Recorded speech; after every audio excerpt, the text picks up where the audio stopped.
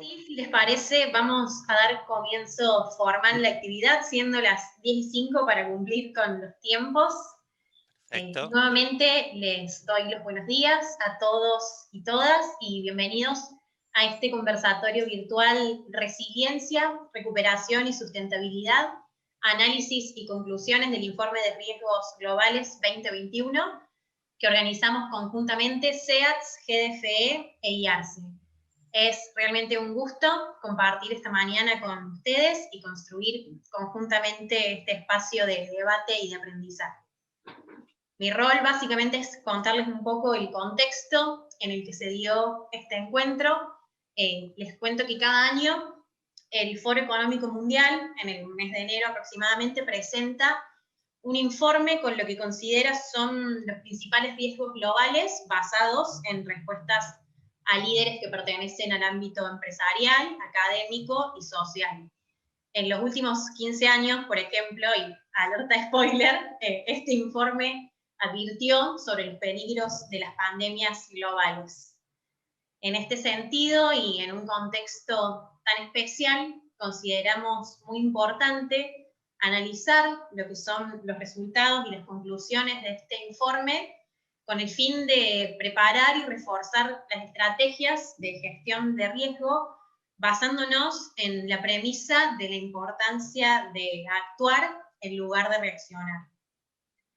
En este sentido, consideramos que no había mejor manera de hacerlo que apostando al trabajo en red y honrando el ODS 17 de alianzas, que reunimos las organizaciones promotoras de la sustentabilidad y la responsabilidad social en Argentina y la región.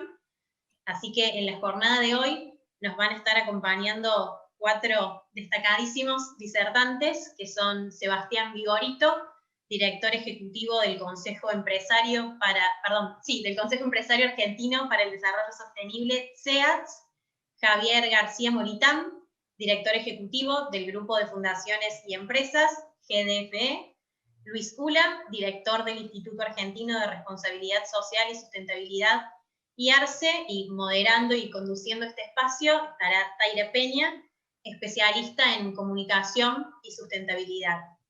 Yendo propiamente a la metodología que tendrá el encuentro, les cuento que nos vamos a mantener con los micrófonos cerrados durante el transcurso de la actividad y les pedimos por favor que si tienen observaciones, consultas o inquietudes, las vayamos dejando por escrito a través del chat, que en el segmento de preguntas y respuestas Taira se las estará haciendo llegar a los disertantes. Así que creo que por mi parte, nada más. Disfrutemos de la jornada, aprendamos mucho y le doy la bienvenida a Luis y a todos los disertantes. Muchísimas gracias. Bueno, buenos días. La verdad que es un gusto estar entre amigos. ¿Por qué digo estar entre amigos? Porque bastó que ante lo abrumador que eran las noticias que había que dar, cuando uno lee este último reporte de riesgo a nivel global, uno ¿qué hace? Llama a los amigos para decirles, che, ¿no me das una mano para dar una mala noticia? Y entonces eso es lo que en definitiva hicimos en la primera conexión con Sebastián y Javier y luego con Taira, que es, mira, por ahí uno se siente mejor si tenés que dar una buena noticia, por lo menos no ir solo. Entonces, automáticamente la respuesta fue vamos juntos y vayamos institucionalmente juntos. Por lo tanto, digo, no solo estamos entre amigos a título personal, sino también estamos entre instituciones que queremos y somos amigas. Y eso para nosotros honra ese ODS 17 que es imprescindible, ¿no? El de trabajar juntos. Y dicho esto, vamos rápido a la presentación. Voy a compartir la pantalla y después vemos cómo hacemos para que los que tengan interés incluso puedan disponer de este mismo material que el IARCE, como siempre, crea y lo pone a disposición porque creemos absolutamente en los temas que tienen que ser de conocimiento público. Dicho esto, contamos que ya lo dijimos, ¿no? Que es una cuestión de tres instituciones que decidimos presentar esto. El trabajo lo estamos haciendo en base a la edición en inglés que salió durante el mes de enero, a finales del mes de enero, que es el habitual reporte global de riesgos en su 16ª edición.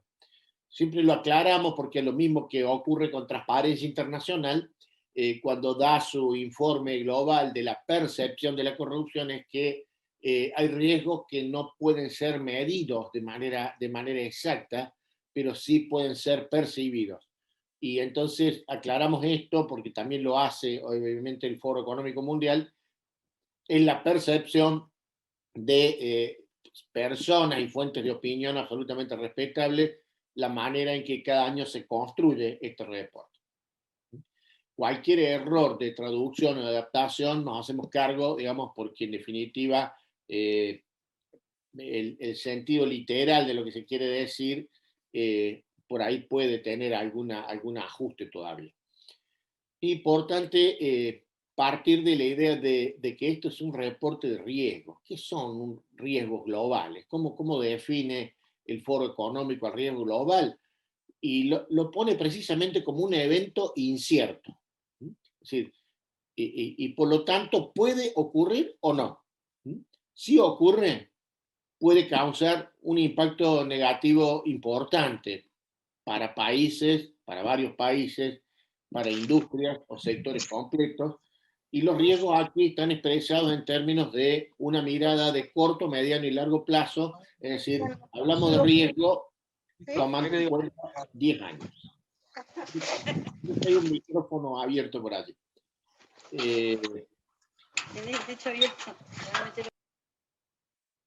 Ahí estamos.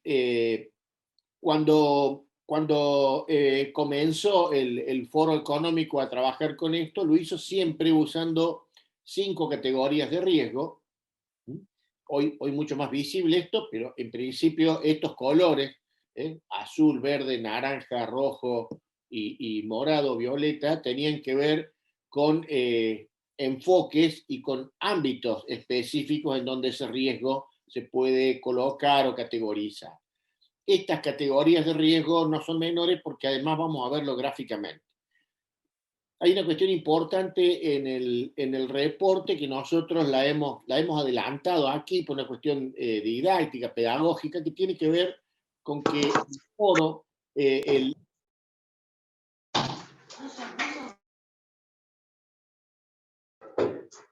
quedó silenciado yo, ahí está.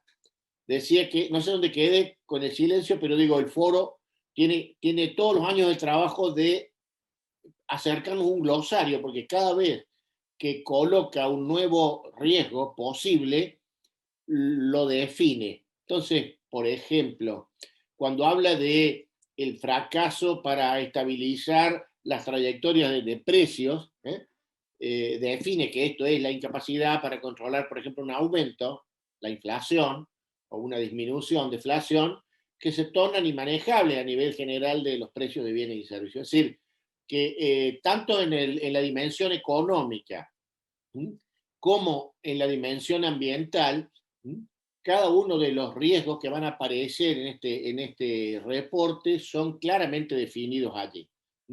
Cuando habla de un evento climático extremo, está refiriéndose claramente a un evento en el que hay pérdida de vidas humanas, daños severos a los ecosistemas, destrucción de bienes y pérdidas económicas en escala global, como resultado de lo que sería un evento climático extremo, que es frentes fríos, incendios, inundaciones, olas de calor, tormentas de viento, etcétera. Es decir, claramente valoramos que cuando el Foro Económico Mundial define un riesgo, lo deja claramente acotado para que la interpretación de esto no sea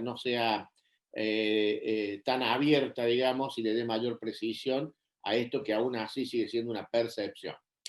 Cuando habla de colapsos del Estado, por ejemplo, está hablando del colapso de un Estado con una importancia geopolítica global como resultado de conflictos, rupturas del Estado de Derecho, erosión de las instituciones, golpe militar, inestabilidad regional, global. Y digo, todo esto es, si uno repasa lo que venimos viendo en el escenario de las noticias que ocurren en los últimos años, sin duda que el reporte se está refiriendo claramente a una realidad que se va mostrando, tal vez no en la forma que la presenta aquí, pero claramente un escenario de realidades que se van haciendo visibles, tal vez no en lugares centrales en algunos casos y otras sí, ¿no? Confieso que cuando uno entra a lo social, tal vez por provenir de ahí, los temas están muy bien definidos, porque cuando uno habla del riesgo de erosión de la cohesión social, está diciendo Davos la pérdida de capital social y la fractura de redes sociales que han de impactar, ¿no?, necesariamente de una forma negativa en la estabilidad social, en el bienestar individual y en la productividad económica, esto como resultado de una persistente ira pública, desconfianza, división, falta de empatía, marginación de las minorías, polarización política, etc. Cualquier cosa que estén viendo ustedes en la realidad no es pura casualidad. Y cierro esta presentación del glosario con, yo diría, y lo digo en lo personal, el tema que tal vez más me impactó, no porque no haya nada que no sea relevante en los riesgos que tenemos que ver, sino porque apareció uno que realmente genera un nivel de complicación y de afectación, incluso en lo personal, mayor para los que somos padres de personas jóvenes. Y esta vez en el mapeo de riesgo apareció allí la desilusión juvenil generalizada. Algo que se traduce en la falta de compromiso y la falta de confianza de los jóvenes, en la pérdida de confianza en las estructuras económicas, políticas y sociales que tenemos a escala local y mundial, lo que va a repercutir además de una manera negativa en la estabilidad social, el bienestar individual y en la productividad económica. Pareció que esto de empezar a mapear temas sociales que tienen una profunda implicancia en las otras 5 áreas, eran sin duda elementos que llaman siempre a decir, esto hay que contarlo, esto hay que saberlo, esto hay que debatirlo, esto hay que cambiarlo.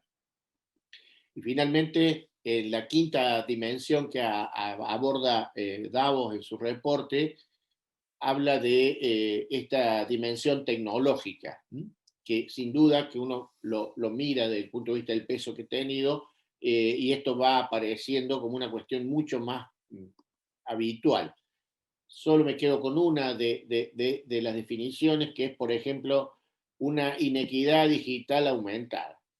Y la define como el acceso fracturado o desigual a tecnología y a redes que son críticas, ¿no?, desde el punto de vista digital, entre países y dentro de los países, como resultado de capacidades de inversión desiguales, lo que resulta a su vez en mecanismos de precios que se tornan discrecionales, la falta de una supervisión imparcial, el acceso público-privado que se hace absolutamente desigual, etc. Es decir, claramente la pandemia puso mucho más en evidencia este tema de lo que es la inequidad digital aumentada. Vale la pena entender que cuando el reporte de riesgo los quiere indicar, hay una variación. Si uno ve ese mapa de colores, hay una variación porque tiene una virtud el reporte, que es darle 3 niveles de percepción a estos riesgos. Un nivel que ellos llaman peligros claros y presentes, y digo en esto, vuelvo a la palabra percepción, estos se perciben más claramente, y de hecho algunos no solo se perciben, sino que ya están, que son los riesgos de corto plazo. Estamos hablando de 0 a 2 años. Vamos a ir analizando luego individualmente esto.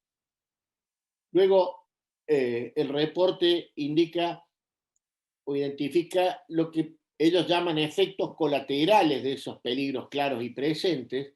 Ahí el margen pasa de 3 a 5 años, pero claramente sería como la onda expansiva misma de eso que se percibe como claro y presente. Y luego quedan categorizados como amenazas a la existencia aquellos riesgos que van de 5 a 10 años. Es decir, aquellos yo diría que son los riesgos de fondo, que cuando hablamos de existencia estamos claramente hablando del género humano en la faz de la Tierra. Entonces, para hacer zoom en la foto, y volviendo a las 5 dimensiones, fíjense que este año 2021 los encuestados dicen que los riesgos que se van a convertir en una amenaza crítica para el mundo se ordenarían de esta manera, ¿no? Lo que estamos viendo y que venía mapeado, enfermedades infecciosas, tiene el mayor porcentaje de percepción de posibilidad.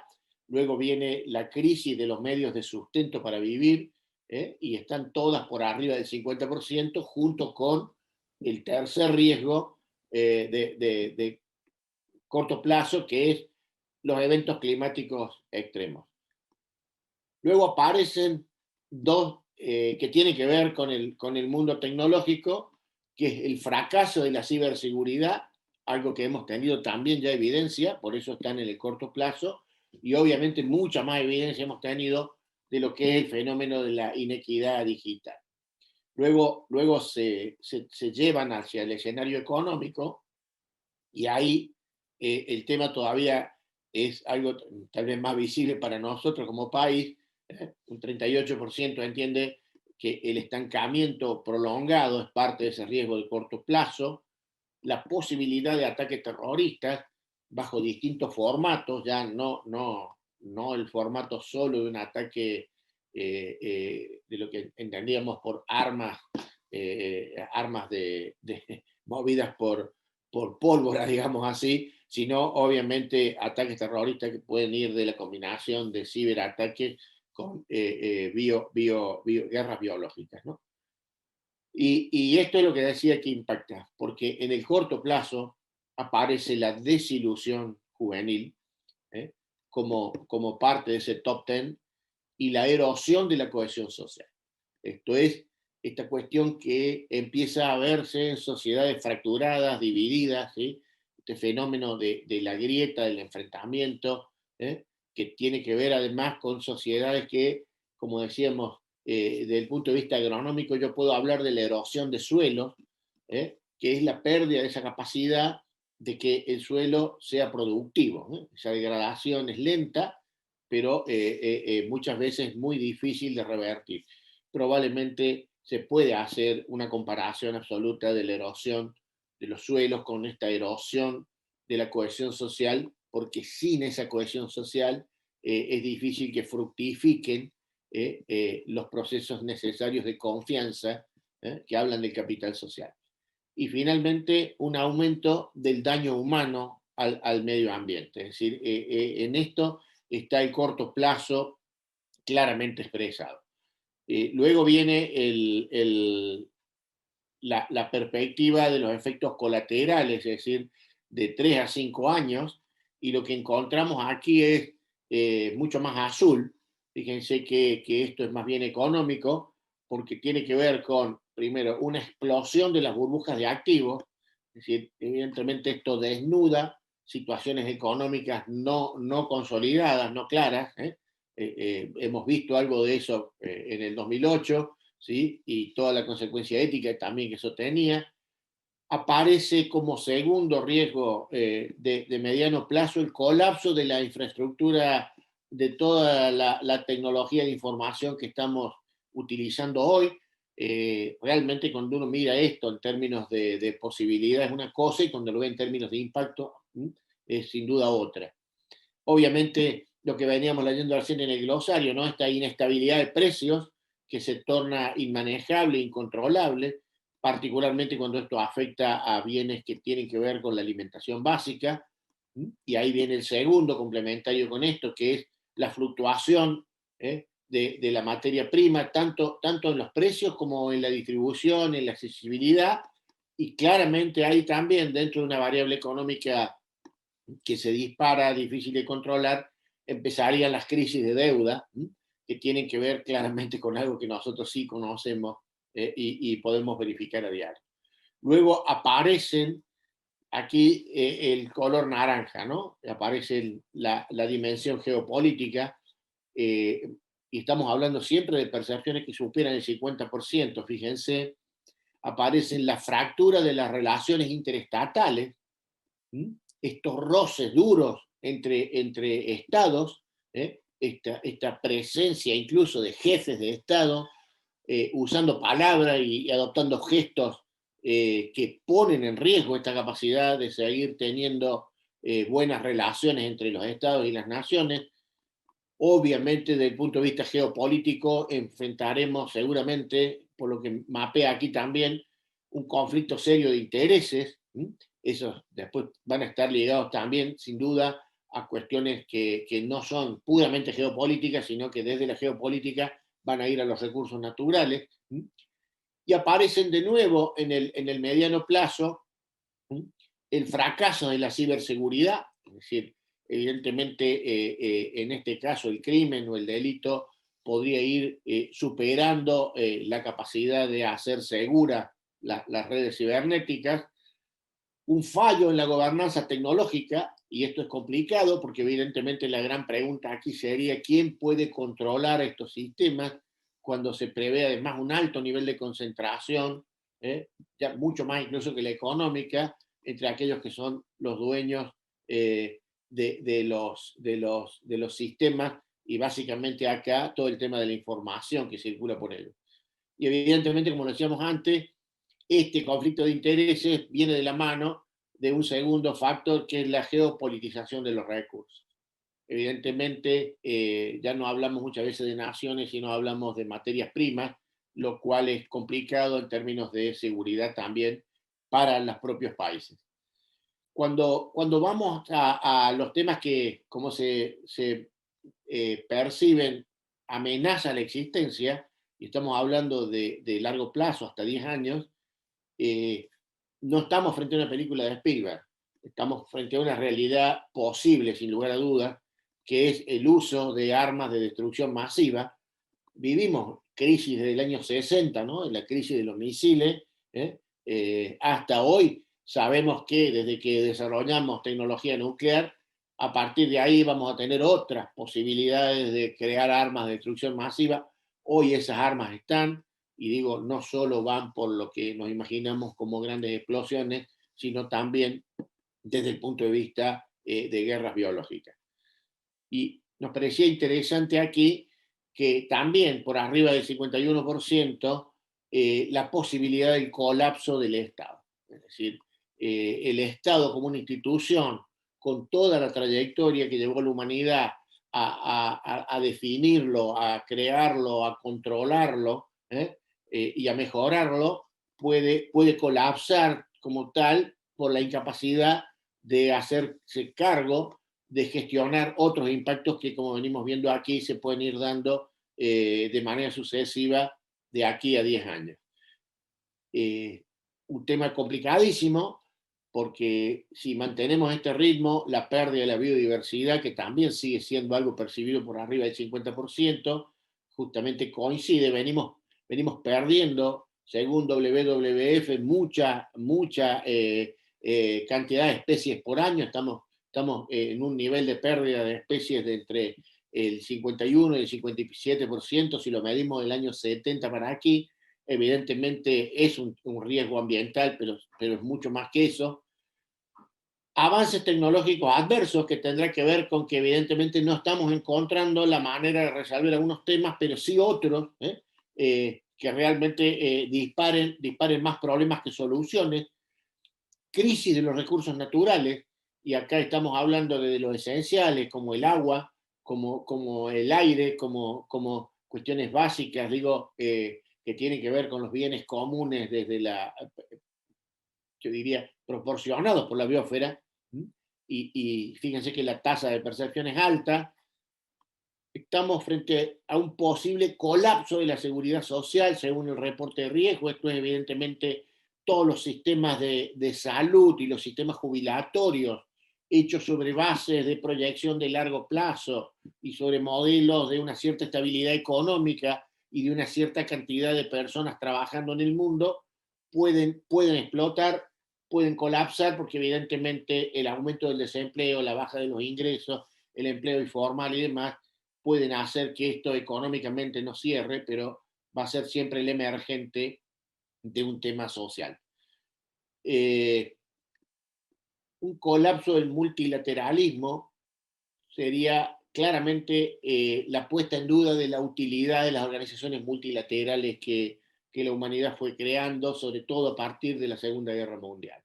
Y entonces uno podría decir, desde Naciones Unidas para abajo, la Organización Mundial de la Salud, el Banco Mundial, los tribunales internacionales y demás, en los que en alguna medida se habían sentado las bases para tener un modelo de convivencia, de cooperación y de reglas de juego, pueden colapsar, lo cual claramente sería una amenaza también para la existencia.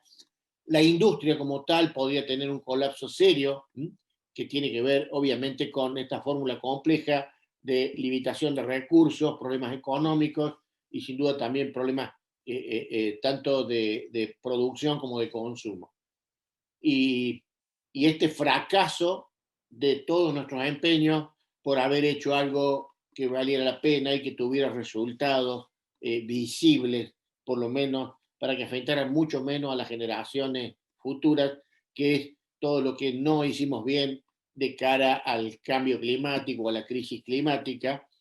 Y luego algo que también empieza a ser visto, lo del COVID lo puso en alguna medida también en evidencia en algunas sociedades mucho más claramente visible que en otras, que esta reacción contra la ciencia, ¿no? Empezar a tener la idea de una vuelta atrás, incluso diría desde el punto de vista cultural. Eso claramente sería un serio riesgo. Por lo tanto, si uno mira la fórmula de riesgo y la descompone, el reporte habla de impacto y va a clasificar riesgo por impacto y riesgo por consecuencia, ¿no? Y me parece que está bueno pararnos un minuto en esto porque impacto de un choque violento de una cosa que está en movimiento contra otra. Sería casi como una especie de proyectil contra un blanco. Y la consecuencia, la llamamos huella, efecto o lo que deja como marca este choque. Ahora, si vemos aquí que impacto está, por un lado, medido desde el reporte global de riesgo y por otro lado, medimos los riesgos por probabilidad, aquí hablamos de la mayor o menor posibilidad de que algo ocurra. Ahora, esa noción viene de una necesidad que hay que medir la certeza o el nivel de duda de que algo podría o no darse. Y esto hace que haya una relación entre el número de sucesos favorables y el total de números de sucesos posibles. Dicho mucho más simplemente, la fórmula de riesgo que toda nuestra gente amiga de las compañías de seguro lo sabe, es multiplicar probabilidad por consecuencia. Si yo quiero saber cuán alto es un riesgo, tendré que saber si puede ocurrir o no y qué pasa si ocurre. De esta manera, vamos a ir al gráfico que está colocado en el típico cuadrante de axiales, ¿sí? Y acá lo que vamos a ver en primera instancia es que en la vertical están colocados los impactos, esta posibilidad de riesgo por impacto, y en la línea horizontal la posibilidad de riesgo por probabilidad. Si hacemos un zoom sobre esto, lo que vamos a encontrar que es, primero, que hay promedios. Y fíjense que los promedios, si lo miramos desde la vertical de la posibilidad por impacto, hay una mayoría colocada sobre el margen derecho, es decir, sobre impactos altos. Evidentemente, el tema allí nos muestra que en el promedio gráficamente queda claro que no estamos hablando de una mayoría de impacto bajo, sino todo lo contrario. Ahora, si lo colocáramos y mirásemos por la probabilidad, aquí el tema pareciera más compensado, es decir, sin duda creo que tiene que ver también con la idea de que no tenemos la posibilidad de asegurar que esto ocurra o no, pero en ese caso sigue habiendo mayoría en los de alta probabilidad en este mapa. Veámoslo en zoom para poder interpretarlo mejor. Perdón un segundo que me escapa el mouse. Miren, para hacerlo gráficamente, le hemos puesto un número a esos cuadrantes, ¿sí? Entonces vamos a tomar aquellos que son de alta probabilidad y alto impacto, en el número 2 lo de alto impacto, en el número 3 lo de alta probabilidad y en el número 4 los de baja probabilidad de impacto. Visto de esta manera, vamos a hacer como un zoom. Este zoom nos muestra aquellos que están en el alto nivel de probabilidad y de impacto. Y entonces lo que vamos a ver aquí es parte de lo que recién mostrábamos en esa lista de top 10. El top 10 claramente está mostrando acá el impacto en rojo, como el tema de las infecciones o las enfermedades, y luego aparecen todo lo que es el fracaso de población por el clima, la pérdida de la biodiversidad, la crisis de los recursos naturales, el aumento del daño de la humanidad hacia la biodiversidad, hacia el planeta, y luego la crisis de los recursos naturales y obviamente los temas de clima extremo y demás que estuvimos previendo, ¿no? Claramente aquí la mayoría verde no es una casualidad. Vamos a ver por qué. En estos riesgos globales, como decimos, estamos hablando de una percepción. Siempre insisto en esto, porque si no saldríamos de la propia filosofía con la que se construye el reporte. Si lo vemos en el cuadrante 2, aquí el alto nivel de impacto muestra claramente las posibilidades de armas de destrucción masiva, y luego aparecen estos quiebres de la infraestructura, los conflictos entre los estados, ¿sí? ¿Por qué? Porque evidentemente si esto ocurriera, el nivel de impacto sobre cada uno de nosotros y a nivel global sería muy alto. Por lo tanto, vale la pena mirar con atención desde esta doble perspectiva. Si nos vamos hacia la parte baja del cuadro, lo que vamos a percibir es que aquello que tiene un alto nivel de probabilidad y un bajo nivel de impacto, también sigue mostrando, no aquí una mayoría como lo ven gráficamente, pero sí me impactó, insisto de nuevo, ese punto rojo, a ese rombo rojo, que es la desilusión juvenil.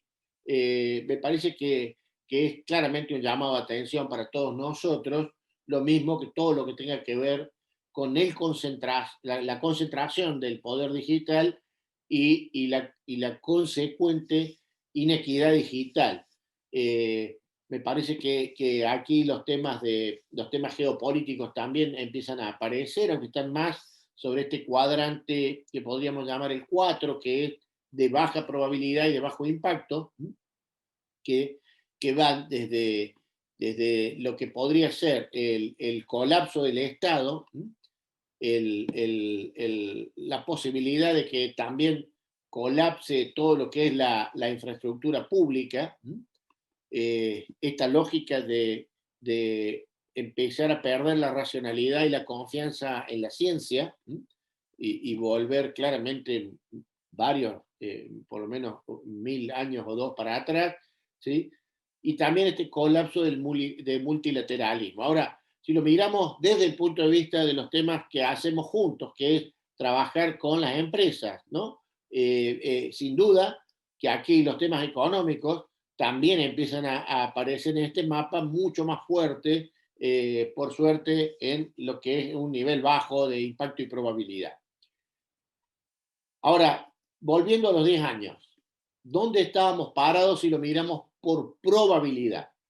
Por probabilidad, en este largo plazo, le hace 10 años, aparece primero el tema de los fenómenos meteorológicos extremos, si es que esto es lo más cercano a lo posible que nos pueda ocurrir, fracaso, como decíamos, en el trabajo conjunto por el clima, los daños ambientales causados por humanos, que en realidad parecía que se mantendrían en este nivel de agresión que estamos haciendo al planeta, las enfermedades infecciosas que aparecen por probabilidad en el cuarto nivel de este top 10, luego la concentración de ese poder digital, ya lo advertía Yuval Harari, ¿no? Cuando decía, me preocupa mucho más la desigualdad que se va a crear a nivel de quiénes son los dueños o los poquitos dueños de los algoritmos que controlan nuestra vida, que incluso del propio poder económico.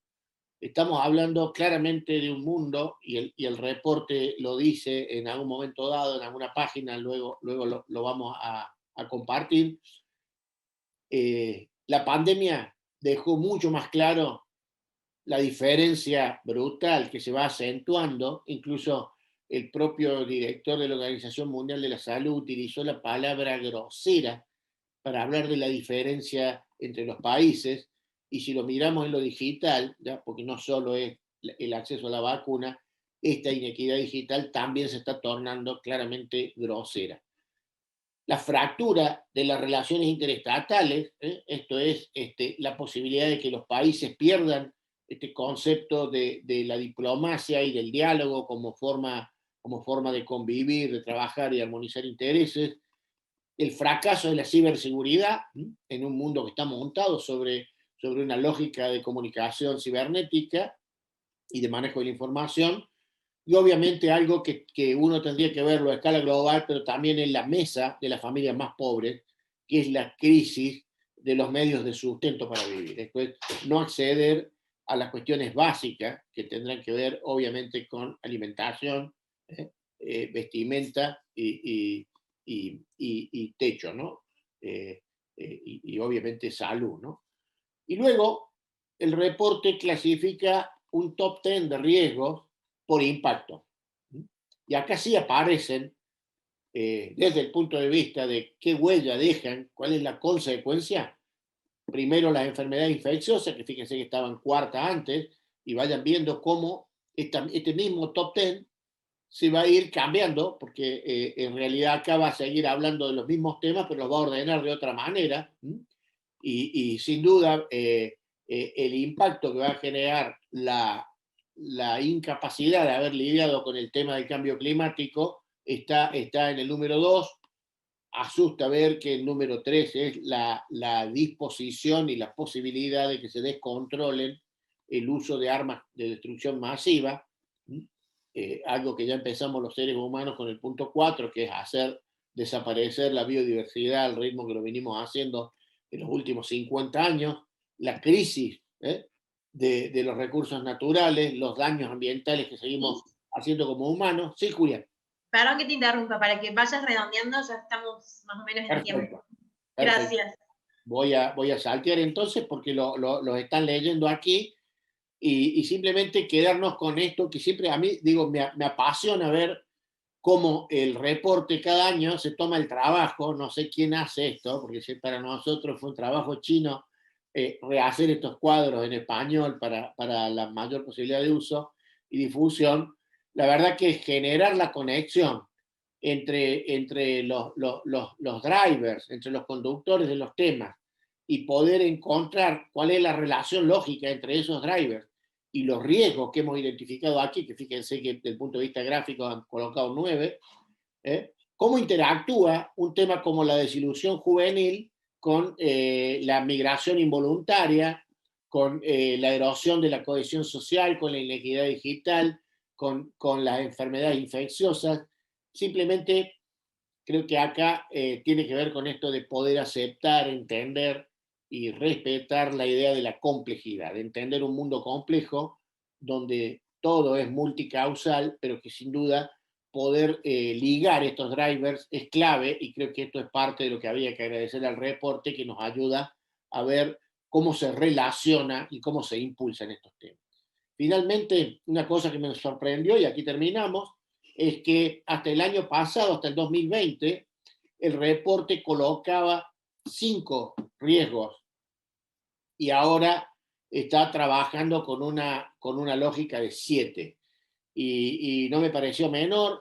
Luego nos va a dar una mano para interpretar este cambio Sebastián Vigorito, pero fíjense que ya no mapea 5, sino que creo que tuvo que agregar 7 porque la idea es que son de tal nivel de importancia que no podrían quedar fuera de un mapeo, y por lo tanto, fíjense aquí, son claramente los que están ligados a la cuestión tecnológica. Ahora, si lo vemos esto desde la lógica de la probabilidad, ¿no? Y podemos ver el cambio entre lo que se fueron señalando en los últimos años. Ahora, si nos vamos a la lógica de impacto, el reporte también hace lo mismo y vuelve a hacer aquí algo que es añadir 2 más a los 5 que siempre señalaba como riesgo, y claramente, fíjense, el 6 y el 7 son temas que debieran llamarnos, obviamente, como todos los demás, a la acción, pero estos sí tienen que ver con, tal vez, y en mi propia opinión, una mayor posibilidad de hacer algo concreto cada uno de nosotros y en las organizaciones en las que estamos. Por lo tanto, cerramos con esta idea, ¿no?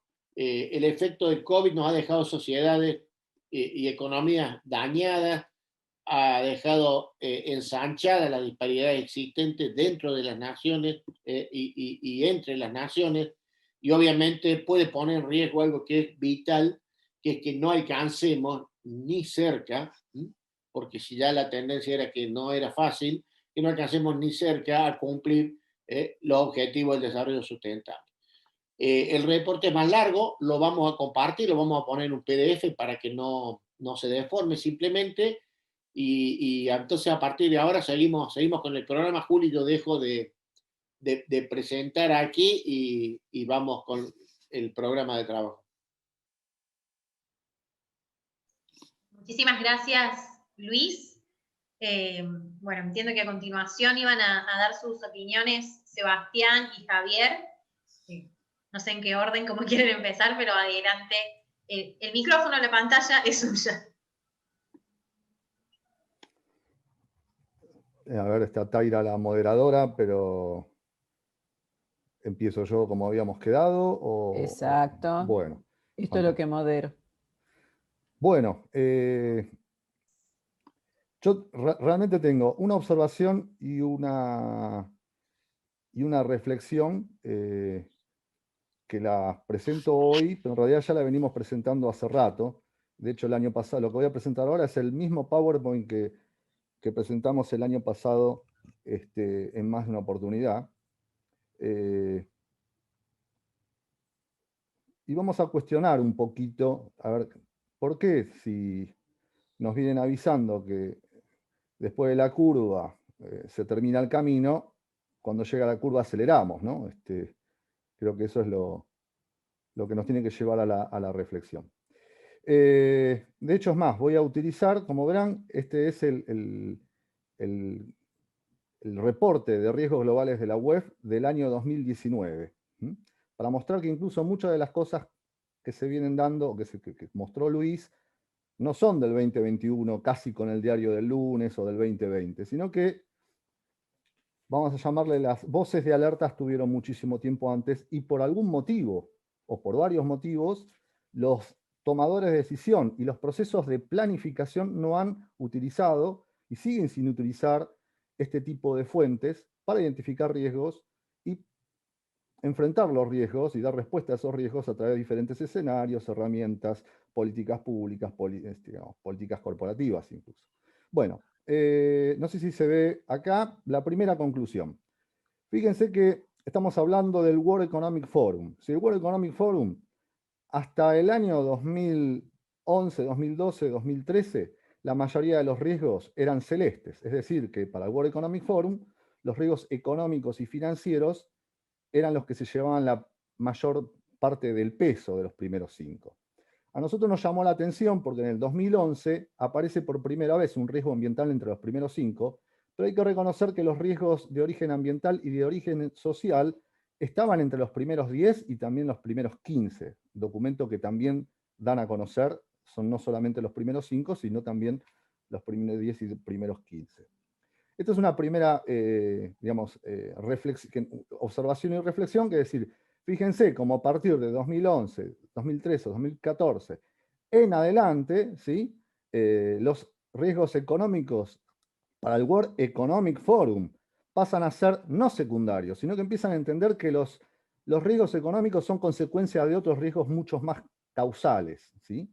Como por ejemplo geopolítico, ambiental, social, tecnológico, etcétera, como mencionaba Luis en sus categorías. Ahora, respecto a la COVID, Luis mostró como en el 2021 lo han puesto entre los primeros 5 o 7 riesgos, ya sea por impacto y probabilidad de ocurrencia, ¿no? Pero la realidad es que, fíjense, en el 2015 estuvieron los riesgos de enfermedades infecciosas número 2, ¿sí? Y en enfermedades infecciosas están virus, bacterias de rápido contagio, y nadie lo tomó. De hecho, después del 2002, del SARS 2002, hubo un riesgo de pandemia concreto cada 2 años. Es más, existen 30.000 coronavirus en animales y todavía no se han investigado cuántos de esos pueden saltar a los humanos, ¿sí? O sea, estamos hablando que no es que lo vienen advirtiendo en el 2019, 2018. Esto se viene advirtiendo hace rato, hasta ponerlo número 2 en el 2015. Ahora, vamos a otro tipo de análisis. Acá va la reflexión. ¿Qué es lo que uno escuchaba el año pasado cuando sucedió esto? Que sucedió lo improbable, que sucedió algo por lo cual las políticas públicas y otros tomadores de decisiones no pudieron hacer nada para evitarlo ni para tener a un buffer de contención. Y esto no es así. Esta es la realidad. Esto no es así. Es más, se llegó a emparentar a la crisis por la coronavirus con el concepto de cisne negro. Y cisne negro es eventos de muy poca probabilidad de ocurrencia, por lo general desconocidos, pero que si suceden tienen un impacto altísimo. Como vimos realmente, si desde el 2015 nos vienen diciendo que va a suceder algo, si los informes científicos nos dicen que hay 30.000 coronavirus y que hubo un riesgo cada 2 años de pandemia, claramente esto no es un cisne negro. Y aparece la segunda figura de otro autor, ¿sí? Una autora, Michelle Gucker, que le llama rinoceronte gris a aquellos riesgos que son obscenamente visibles, increíblemente obvios, pero así todo ignorados. Por lo cual podemos decir que justamente, ¿no?, estuvimos ante la presencia de otro rinoceronte gris, ¿sí? Y no le dimos bola, lo dejamos pasar. Ahora, fíjense en el 2020. En el 2020 es la primera vez en la historia digamos, de estos reportes que los 5 primeros riesgos globales son riesgos vinculados a la agenda ambiental. Eventos extremos, fracaso en las negociaciones climáticas, es la realidad. Imaginen que acá hay un mensaje a Donald Trump. Desastres naturales, pérdida de biodiversidad y desastres ambientales producidos por el hombre. Es decir, que esto, la otra reflexión a la cual nos lleva es que los gerentes y las áreas de sustentabilidad, como los expertos en sustentabilidad para el sector público y el sector académico, deben participar de manera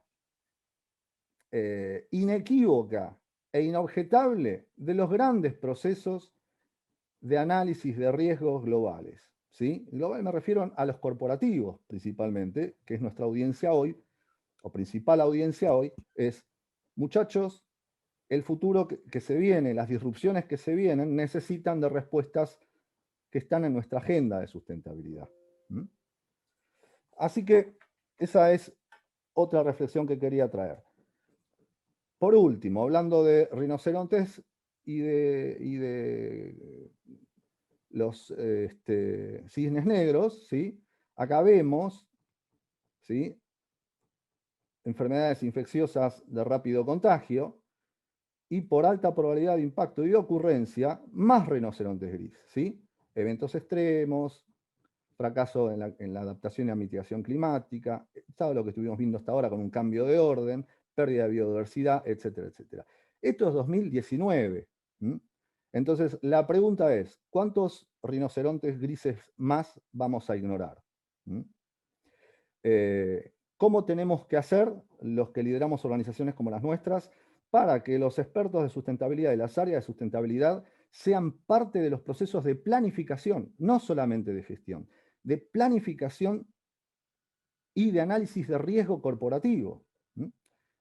Gracias, o a pesar, o gracias, vamos a llamarle gracias, a lo que sucedió el año pasado, tenemos en el SEA tenemos un registro de empresas que empiezan a incorporar y han empezado a incorporar, a integrar a las áreas de sustentabilidad en sus análisis globales de riesgo, no en los análisis de riesgo ambientales, son los análisis globales de riesgo de la compañía, ¿sí? Y empresas que antes tenían todos riesgos vinculados a la operación, ¿sí? Hoy de los 20 riesgos, 11 son riesgos vinculados a la agenda de sustentabilidad.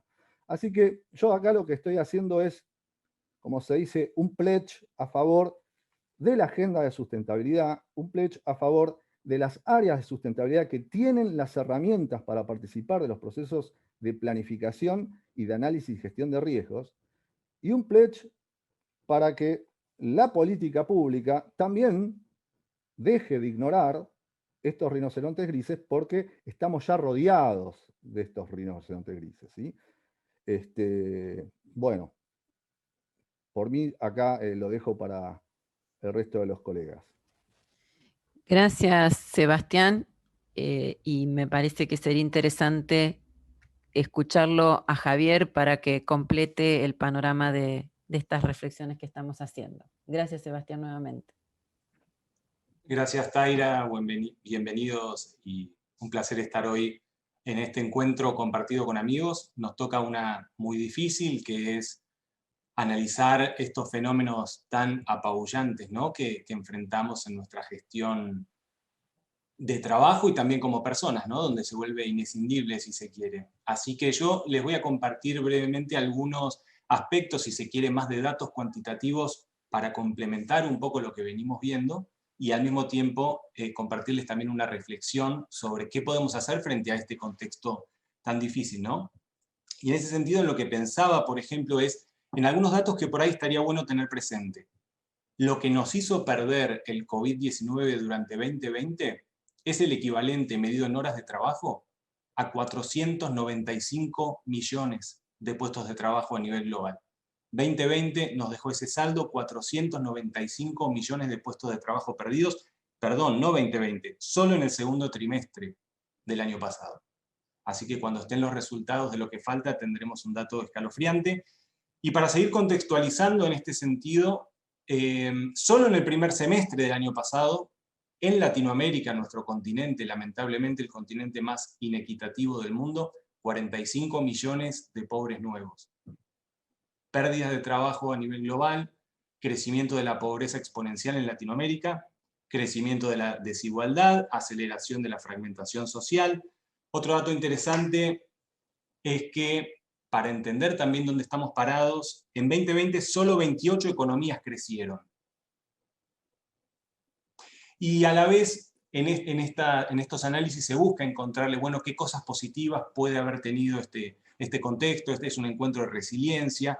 Y bueno, pero todo tiene una doble cara, ¿no? Porque por un lado se puede hablar, o muchos analistas están expresando que nos acercamos a la cuarta revolución industrial, con todo lo que esto implica en una mayor digitalización, cómo se va consolidando el e-commerce, con todas las oportunidades que esto genera. La educación online, dice el reporte de riesgos del World Economic Forum, como así también el trabajo remoto. Y sí, algo positivo, que es inédito, la rapidez en la generación de vacunas, que tienen un proceso, digamos, histórico muy largo y que hoy, bueno, pudieron, gracias a los avances tecnológicos, tener vacunas, ¿no? Ahora, al mismo tiempo, todo esto que yo quería presentar como la cara positiva, esconde otro costado muy, digamos, muy acuciante, que es que cada uno de estos avances deja en evidencia mayores desigualdades, ¿no? Es decir, avanzamos en digitalización, pero la brecha digital se acentúa. Señala el documento el peligro de la automatización, también en el sentido de la pérdida de puestos de trabajo, ni hablar de la manipulación de la información, y como Luis hablaba de esto que nos golpea a todos, que es la desilusión o la apatía juvenil, ¿no? Y en el sentido más económico también, y en esta lectura que yo quería hacer en clave de desigualdad y profundización del problema más grande que nosotros enfrentamos en nuestra región, tiene que ver con esto también, que el documento habla del colapso de pymes, no habla de pérdida de empleo, habla de colapso de pymes. Y en ese sentido, la conclusión que deja esta mención es que las empresas más grandes incrementaron su tamaño, su patrimonio. Sin embargo, las empresas pequeñas y medianas han colapsado. Esto lleva, en análisis del World Economic Forum, no es una opinión mía, a una pérdida del dinamismo en el mercado global, ¿no? Con muchos otros riesgos que conlleva. Hasta acá era mi idea de aportar algunos datos más para complejizar, y voy a ir ahora a intentar deslizar algunas líneas que podrían llegar a darnos alguna esperanza, a ver qué pensamos después de esto. El mismo documento explora algunos análisis que pueden darnos algo de esperanza. Uno que me parece muy inteligente es que nos dice que si tomamos estas lecciones que Luis explicó en detalle para informar a los tomadores de decisión, es decir, si tomamos en cuenta la evidencia para hacer un mejor trabajo en el sentido de prevención de riesgos o fortalecer, ¿no?, la gestión de los temas de riesgos, pero no nos enfocamos en cambiar la cultura y todo lo que se necesita ser transformado desde base, dice el documento que más que anticipar la próxima pandemia, lo que vamos a estar haciendo es planificarla. ¿Qué dice el documento también frente a esta invitación de cambio de fondo? World Economic Forum, Foro de Davos, dice, hay que construir una nueva economía. La pandemia tiene que llevarnos a resetear el sistema y construir uno nuevo.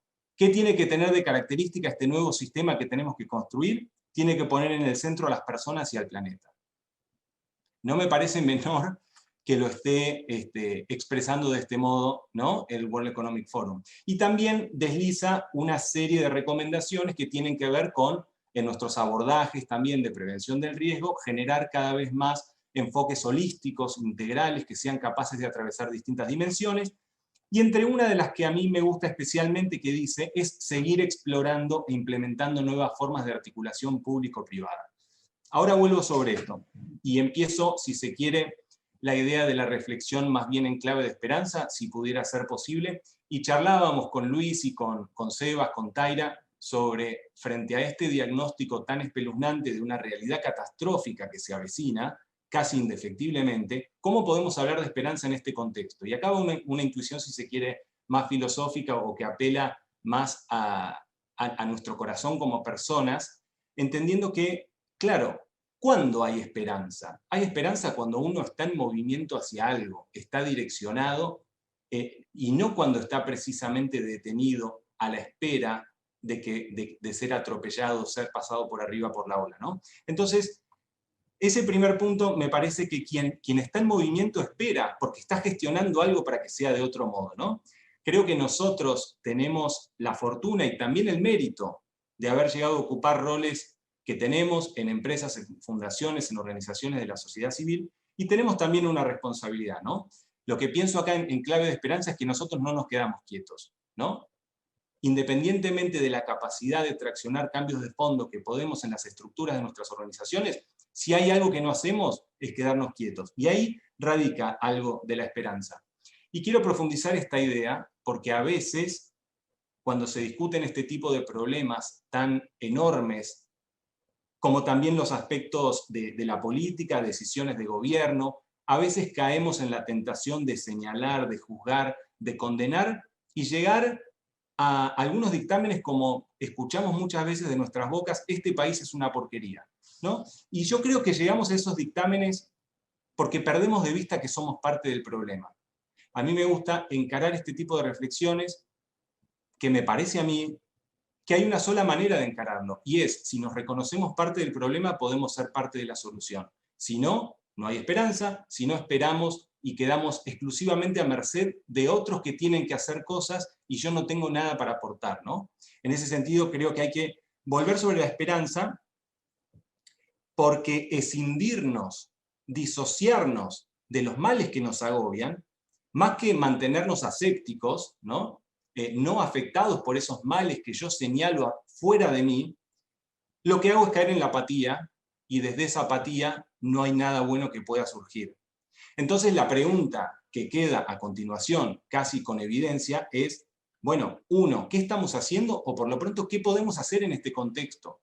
Si no analizamos esta perspectiva en una clave de poner nuestro trabajo, nuestro conocimiento al servicio de revertir estas tendencias que pueden terminar siendo irreversibles, es justamente analizando qué podemos hacer o qué estamos haciendo, ¿no?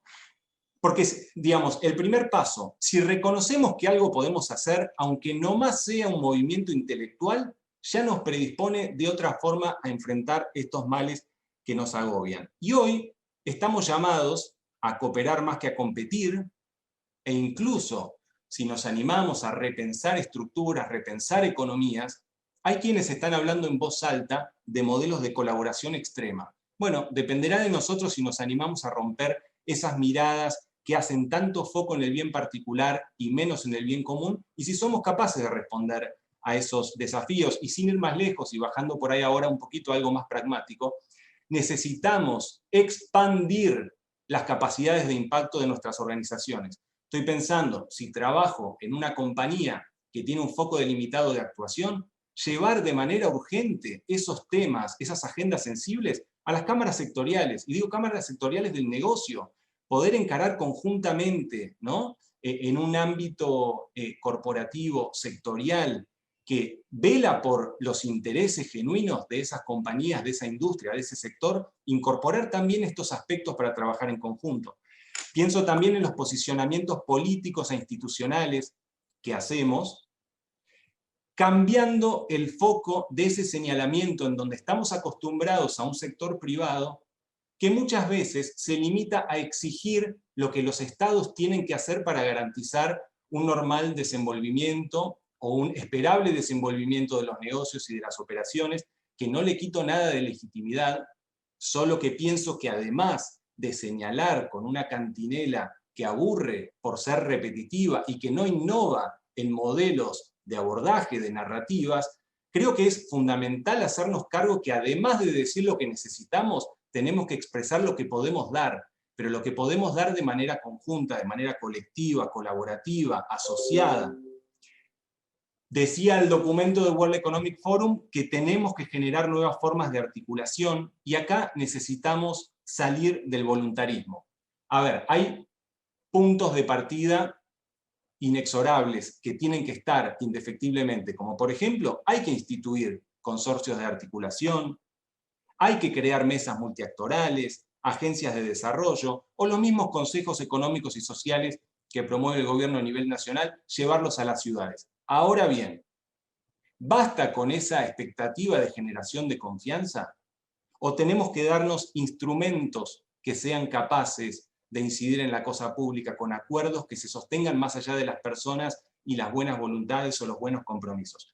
En ese sentido, creo que un aporte de pensar incentivos de bien público para que las empresas efectivamente tengan marcos de actuación mucho más previsibles y además puedan ser reconocidas cuando tienen una performance virtuosa para el contexto donde operan, si son actores que ayudan a modificar las realidades estructurales de sus comunidades, ¿cómo no generar un esquema de incentivos que ayuden a sostener ese tipo de intervenciones en el largo plazo? Me parece que más allá de las declaraciones políticamente correctas que conlleva la articulación público-privada, necesitamos darnos instrumentos que sostengan esos acuerdos y le den forma para que Estado, sociedad civil y empresas verdaderamente sean aliados para el desarrollo.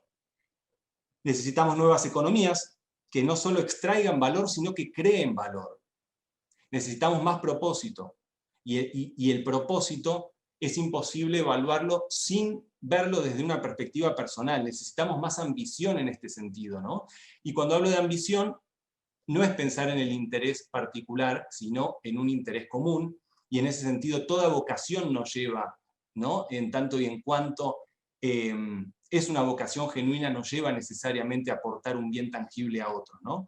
Entonces, bueno, más allá de algunas elucubraciones filosóficas que podría hacer, pero no quiero extenderme, como estas analogías de la persona humana y la persona jurídica, lo digo muy breve, nosotros aceptamos generalmente, hay cierto consenso de que las personas humanas nos realizamos a nosotros mismos, en tanto y en cuanto ponemos nuestros dones al servicio de una causa, cuando nos damos de nosotros mismos y no cuando acumulamos o acaparamos. Sin embargo, de la persona humana a la persona jurídica, muchas veces aceptamos acríticamente las lógicas de acumulación, ¿no? De acaparar.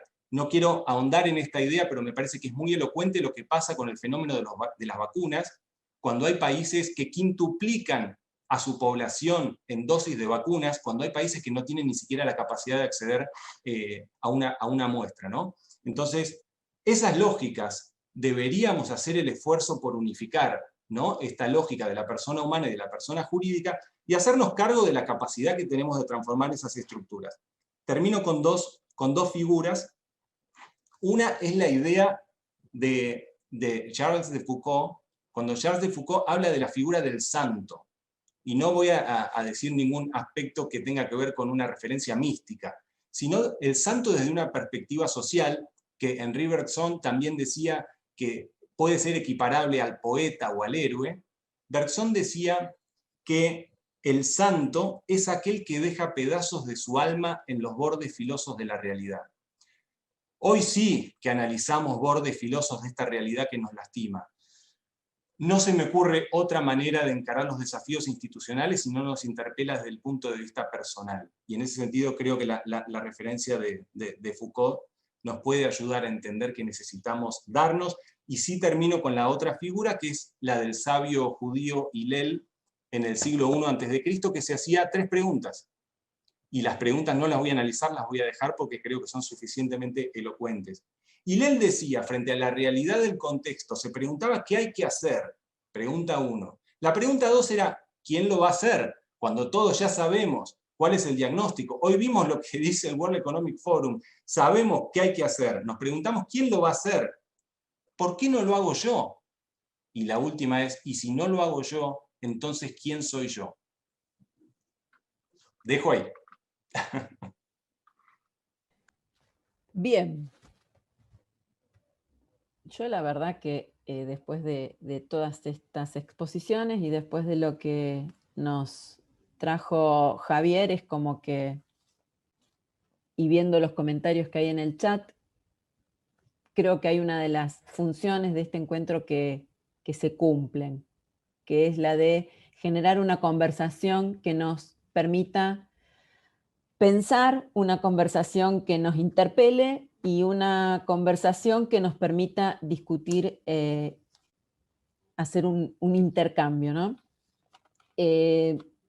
Vimos, y no es la intención por el tiempo, porque me parece que es más rico escuchar las preguntas que podemos hacerles a Luis, a Sebastián, a Javier, hacer un raconto de lo que vimos. Esencialmente, tuvimos la oportunidad de ver gráficamente algo que hace, como bien señaló Sebastián, hace 16 años que se viene diciendo, y lo que hemos visto y lo que somos es ser espectadores de el crecimiento que esto ha tenido y la evolución. O sea, en un tema tan difícil, vemos que va evolucionando y que no ha ido evolucionando para bien, al contrario. Creo que hay algunas cuestiones que nos tienen que interpelar porque estamos metidos en esta instancia de riesgo. Luis nos hablaba de un gráfico de probabilidades, está todo muy claro, pero nosotros estamos en el centro. Y sigo viendo el chat donde agradecen la instancia de inspiración, especialmente con las palabras que nos dabas vos recién, Javier. A mí me llamó la atención las varias veces que conversamos, algo que a Luis le llamó mucho la atención y que tiene que ver con esto de la desilusión juvenil generalizada, y porque creo que esto tiene que ver con la sustentabilidad. Porque cuando hablábamos de la responsabilidad social, todos los que estamos acá hace 20 años atrás, y decíamos que lo que legitimaba las acciones de responsabilidad social era pensar en la sustentabilidad como esto de agregar valor, esto de construir futuro, estábamos hablando de generar ese valor para las generaciones futuras, esas generaciones que hoy a Luis también le preocupan y que nos preocupan a todos. Entonces, esta generación de valor sostenible que tiene también que ver con los valores de la persona, ¿lo hemos atravesado? ¿Lo hemos encarado? Es una pregunta que surge a nivel de reflexión. Luis, vos nos dijiste, y insisto, no vamos a hacer el raconto de todo lo que contaron porque ha sido todo más que gráfico. Vos, Luis, desde la experiencia tuya, ¿vos crees que las empresas argentinas, vamos a hablar de la aldea, ¿no? Pintando la aldea vamos a pintar y vamos a conocer el mundo. ¿Las empresas argentinas están en sintonía con estas percepciones o están en otra dimensión? Gracias, Taira, por la pregunta y además comparto también la reflexión que hiciste antes. Yo voy a aprovechar para responderlo por un pedido especial de un amigo querido que se llama Sebastián Vigorito, que me dijo, vos tenés que contar un cuento. Yo creo que el humor por ahí refleja mejor algunas situaciones. Y pido disculpas de antemano porque el cuento por ahí es del siglo XX y no del XXI, pero dicen que en la España de Franco, una dictadura violenta, realmente violenta, en pleno proceso de la dictadura, le llega un telegrama a un alcalde de un pequeño pueblo diciéndole con todo el logo del gobierno de España, alertamos a usted acerca de un grave movimiento telúrico, escala 6 de Richter. Rogamos proceda conforme su criterio. El hombre, que formaba parte del gobierno de Franco y de la lógica represiva brutal que tenía, procede. 8 o 10 días después recién manda un telegrama respondiendo al excelentísimo dictador de España en ese momento y le dice movimiento telúrico sofocado, Richter y 6 seguidores atrapados y ejecutados, y pedimos disculpas por no haber respondido antes porque hubo un terremoto brutal. Creo que a tu pregunta, Taira, evidentemente, probablemente estamos tan seteados en seguir mirando las cosas de una determinada manera que mensajes tan claros como este podemos llegar a tener el error de no haberlos entendido y seguir cometiendo, evidentemente, un error. Hay excepciones, son brillantes, siempre las destacamos, pero lamentablemente no es el criterio mayoritario, ¿no? Ok. Creo que también nosotros en esta conversación tenemos que construir nuestro mapa de riesgos local, ¿no? Si bien este encuentro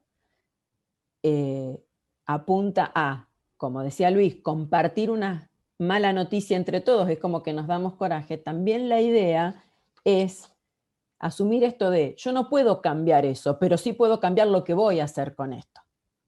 Y en esa línea, creo que Sebastián nos había planteado algo que tenía que ver con esto de esta línea de tiempo en la cual se contaba esto, pero que se hizo caso omiso. Y yo te voy a pedir, Sebastián, tipo confesión entre vos y yo, no hay nadie, estamos los dos solos y capaz que con una copa de vino como en la prepandemia.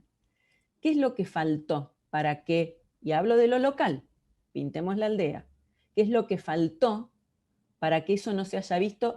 Que tengo muy presente que, por ejemplo, en los kickoffs del SEACS vos lo presentabas año tras año, lo ibas contando, mientras nos saludábamos y vos lo ibas contando, nos ibas avisando. ¿Qué falta? ¿Qué faltó? ¿Faltó visión? ¿Faltó preparación? ¿Faltó coraje? Y lo paso a presente. ¿Falta visión? ¿Falta preparación? ¿Falta coraje? No tengo la respuesta, claro. Lo que sí te doy es también alguna reflexión conexa a lo que vos decís. Yo creo que tenemos como humanos tenemos una imposibilidad de concentrarnos seriamente en el largo plazo, ¿sí?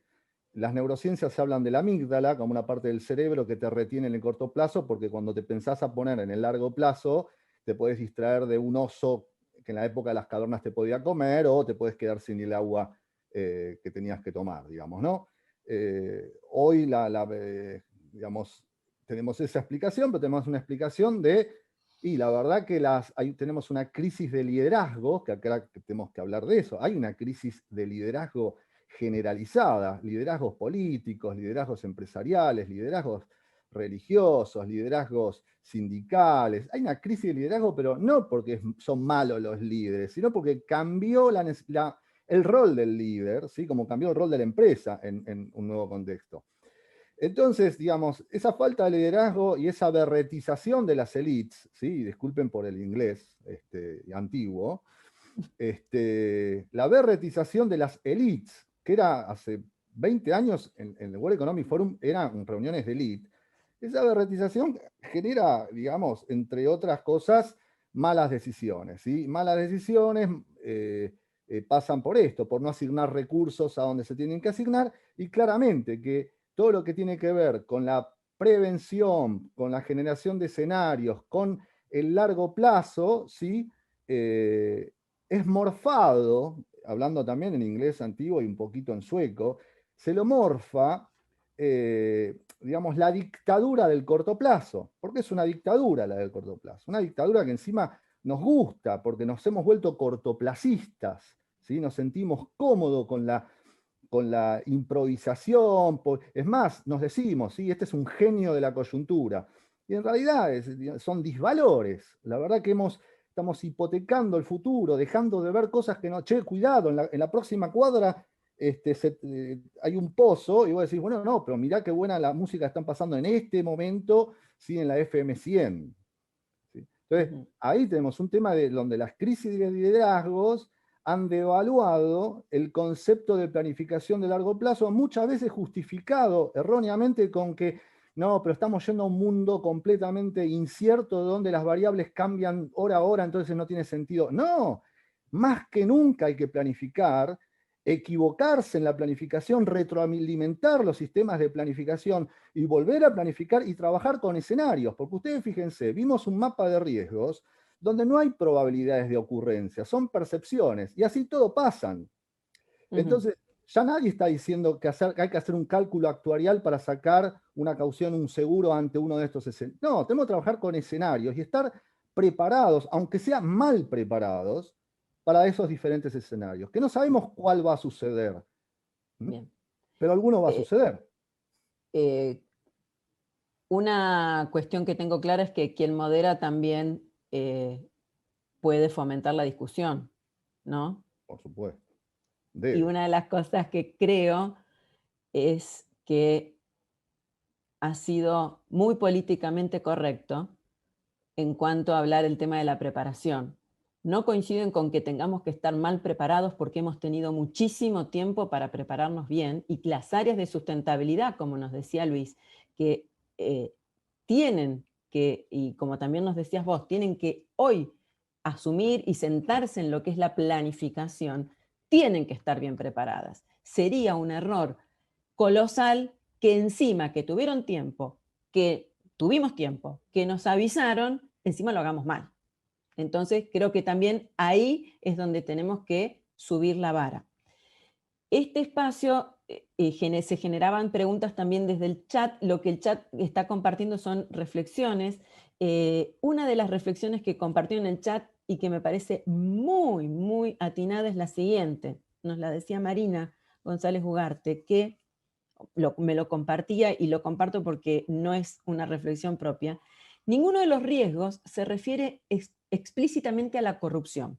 Si bien hablamos del tema de la cohesión social, el tema de la confianza. Y creo que es muy atinado eso, porque los riesgos tienen nombre y apellido, ¿no? Y es claro, el tema de la corrupción, atravesando todo esto, también se linkea con lo que nos decía Javier de las desigualdades que se generan al momento, por ejemplo, de atender a esta crisis de la pandemia con el tema de las vacunas, que lo que hace es abrir una brecha enorme donde la corrupción es uno de los factores también que influye o incide. Y esto no es una lectura política, ni mucho menos, es creo que un indicador global que afecta cuando esa hospitalidad cosmopolita que en algún momento hablaba de la cortina el año pasado, que había que tener en el momento de esta crisis, evidentemente está fallando.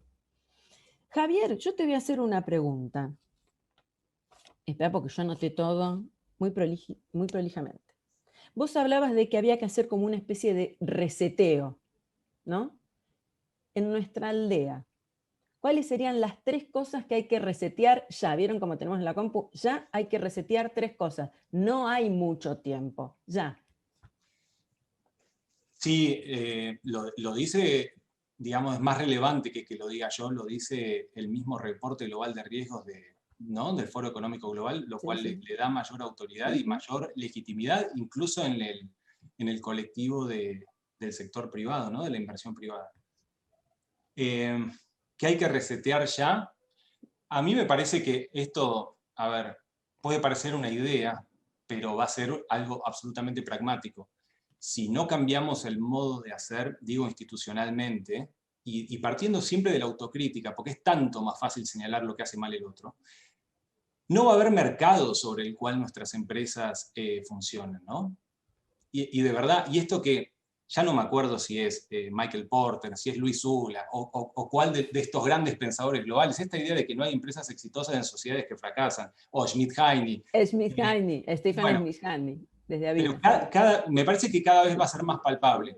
Entonces, acá lo que me parece es que quizás cada uno de nosotros y nuestras instituciones tenemos que ver hasta qué punto queremos colaborar más que competir, entender que si no trabajamos conjuntamente y alineados, no solo no vamos a transformar el contexto de nuestras operaciones, sino que no vamos a incidir jamás en ninguna política pública, porque cada uno de nosotros por separado es recibido por autoridades, pero rebota. Necesitamos crear un consenso fuerte, comprometido y determinado sobre aspectos fundamentales que hay que transformar de la operación de nuestros propios negocios, ¿no? De la actividad económica en sí, e ir fuertemente con un espíritu contributivo a colaborar en mejorar el estado del arte junto al Estado y la sociedad civil, ¿no? Me parece que, si querés, para que no quede en una respuesta armadita, bueno, empezar a profundizar este tipo de vinculaciones. Hoy tenemos una relación de mucha amistad de años, el GDF con YARSE y con SEATS, pero tenemos que animarnos a expandir también, así como a mí me nacía humildemente de decir, por el pasado también que me ha tocado gestionar en empresas, hay que expandir los horizontes del impacto que gestionamos desde nuestras propias organizaciones en cámaras o asociaciones sectoriales. Bueno, organizaciones de segundo grado como las nuestras tenemos que profundizar este tipo de vinculación, ¿no? Que me parece que es sumamente virtuosa y que hay predisposición para hacerlo, así que tenemos ahí tenemos manos a la obra que echar. Yo pensaba que estamos en una instancia donde estos intercambios también tienen que ver con no solamente deseos, sino como exigencias. Y las exigencias, teniendo en cuenta la palabra, lo que significa, que es pedir algo por su naturaleza o circunstancia que es algo necesario, y que cuando hay una situación, por ejemplo, urgente, se exige una intervención, o sea, es algo necesario. Entonces creo que estas cosas hoy las tenemos que poner en el plano de la exigencia. Es algo que se requiere porque la situación es de urgencia. Y en clave de esperanza, nosotros veíamos que dentro de los riesgos globales, el informe presentaba lo de las armas de destrucción masiva, entendiéndolas como una variable de análisis. Y en la clave de esperanza nosotros podemos hablar que tenemos, y esta es una pregunta para los tres, armas de construcción masiva, como puede ser, por ejemplo, los ODS o la agenda de los ODS, ¿sirven para construir masivamente ante lo que es una destrucción masiva? ¿O también tenemos que subir la vara de objetivos y metas y realmente hacerlos mucho más profundos, medibles y alcanzables? A los tres se los pregunto.